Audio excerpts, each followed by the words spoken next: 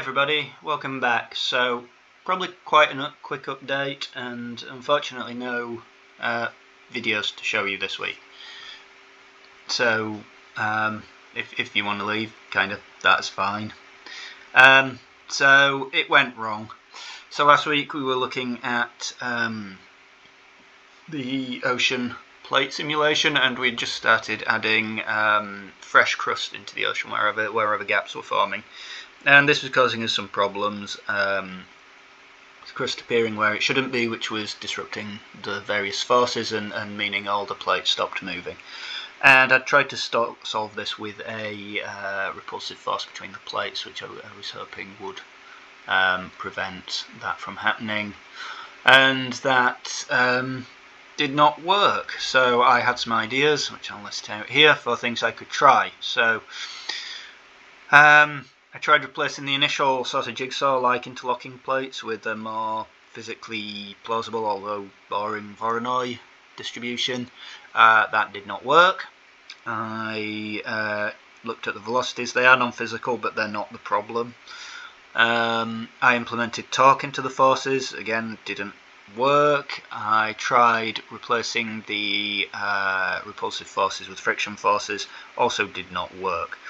The only thing I didn't look at was doing substepping of the simulation. I genuinely don't think that is going to help either. It's more to do with distribution of how the new points attach rather than where they form or how fast the plates move. So that's where we are. So I have had another idea of how to do this.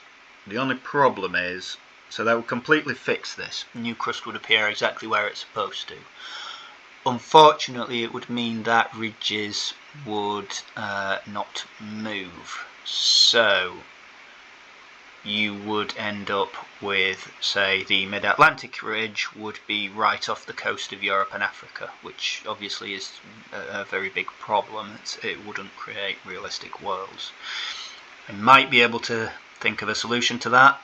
If not, probably something more involved in terms of how the plates interact with each other. Maybe some sort of explicit ridge system in the way we have explicit trenches. That might work. Some different initialization systems maybe. Yeah, don't know.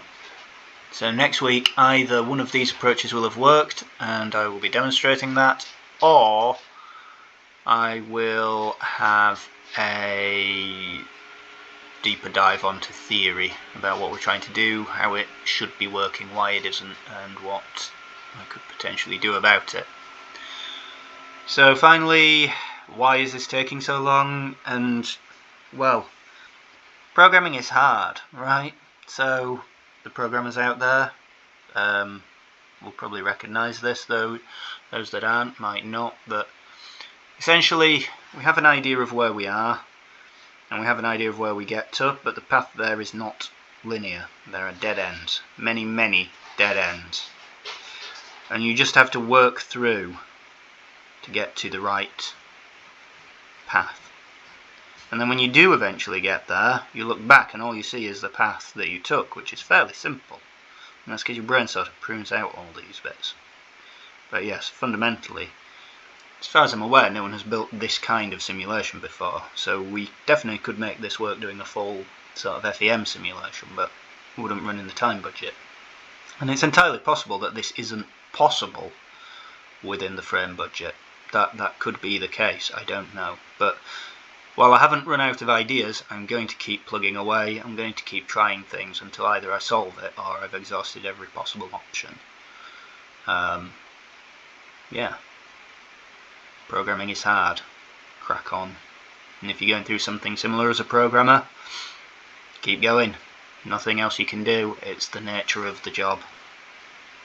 So, as ever, thank you for listening. Sorry there isn't much progress. I've gone through about 7-8 different variations. None of them have worked, but that means I found 7 or 8 different ways to not do it. So we'll keep narrowing down possibilities until it does work. As ever, thoughts, suggestions, comments, welcome, and I will return next week.